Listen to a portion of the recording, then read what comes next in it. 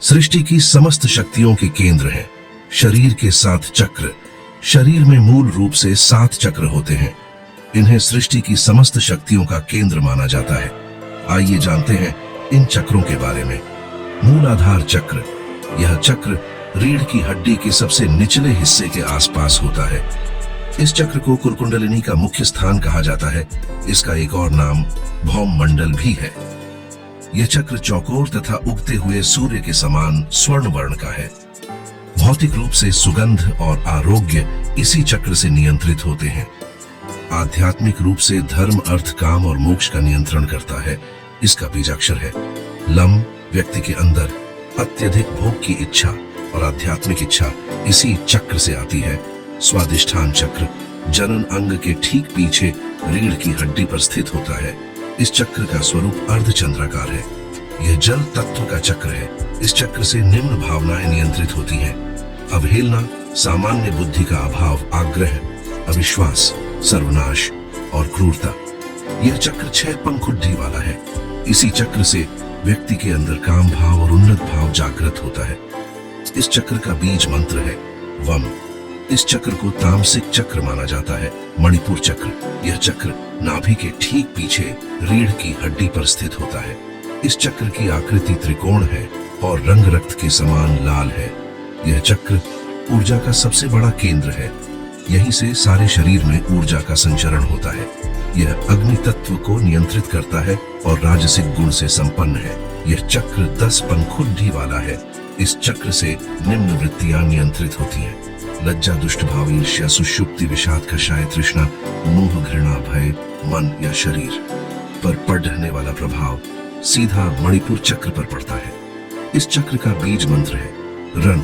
अनाहत चक्र। हृदय के बीचों बीच रीढ़ की हड्डी पर स्थित चक्र को अनाहत चक्र कहा जाता है।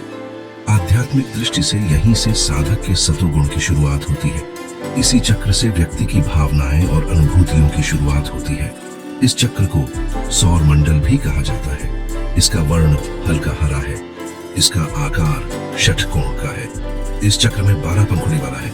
इस चक्र से निम्न प्रकार की वृत्तियां नियंत्रित होती हैं: आशा, चिंता, चेष्टा, ममता, दम्भ, विवेक, विकलता, अहंकार, लोलता, कपटता, वितर्क, अनुताप। व्यक्ति की भावनाएं और साधना की आंतरिक अनुभूतियां इस चक्र से संबंध रखती हैं। मानसिक अवसाद की दशा में इस चक्र पर गुरु ध्यान और प्राणायाम करना अद्भुत परिणाम देता है। इस चक्र का बीज मंत्र है यम। विशुद्ध चक्र कंठ के ठीक पीछे स्थित चक्र है। विशुद्ध चक्र, यह चक्र और भी उच्चतम आध्यात्मिक अनुभूतियां देता है। सारी की सारी सिद्धियां इसी चक्र में पाई जाती हैं। यह चक्र बहुरंगा है और इसका कोई एक खास स्वरूप नहीं है। यह चक्र आकाश तत्व और 8 सिद्धियों से संबंध रखता है। कुंडली शक्ति का जागरण होने से जो ध्वनि आती है वह इसी चक्र से आती है। इसका बीज मंत्र है हम। इस चक्र से निम्न वृत्तियां नियंत्रित होती हैं: भौतिक ज्ञान, कल्याण, महान कार्य, ईश्वर में समर्पण, विष और अमृत। इस चक्र के गड़बड़ होने से वैज्ञानिक रूप से थायराइड जैसी समस्याएं और वाणी की विकृति पैदा होती है। संगीत के 7 सुर इसी चक्र का खेल है। आज्ञा चक्र। दोनों भौहों के बीच स्थित चक्र को आज्ञा चक्र कहा जाता है। ये 2 पंखुड़ियों वाला है। एक पंखुड़ी काले रंग की और दूसरी पंखुड़ी सफेद रंग की है। सफेद पंखुड़ी ईश्वर की ओर जाने का प्रतीक है और काली पंखुड़ियों का अर्थ संसारिकता की ओर जाने का है। इस चक्र के 2 अक्षर और 2 बीज मंत्र है और क्ष। इस चक्र का कोई ध्यान मंत्र नहीं है क्योंकि यह 5 तत्वों और मन से ऊपर होता है। इस चक्र पर मंत्र का आघात करने से शरीर के सारे चक्र नियंत्रित होते हैं। इसी चक्र पर इड़ा, पिंगला और सुषुम्ना आकार खुल जाती है और मन मुक्त अवस्था में पहुंच जाता है। सहस्त्रार चक्र। मस्तिष्क के सबसे ऊपरी हिस्से पर जो चक्र स्थित होता है उसे सहस्त्रार कहा जाता है। यह सहस्त्र पंखुड़ियों वाला है और बिल्कुल उजले सफेद रंग का है। इस चक्र का न तो कोई ध्यान मंत्र है और न ही कोई बीज मंत्र। इस चक्र पर केवल गुरु का ध्यान किया जाता है।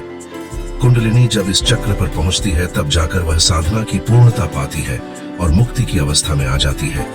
इसी स्थान को तंत्र में काशी कहा जाता है। इस स्थान पर सद्गुरु का ध्यान या कीर्तन करने से व्यक्ति के मुक्ति मोक्ष का मार्ग सहज हो जाता है। यह थी शरीर के सात चक्र से संबंधित बातें।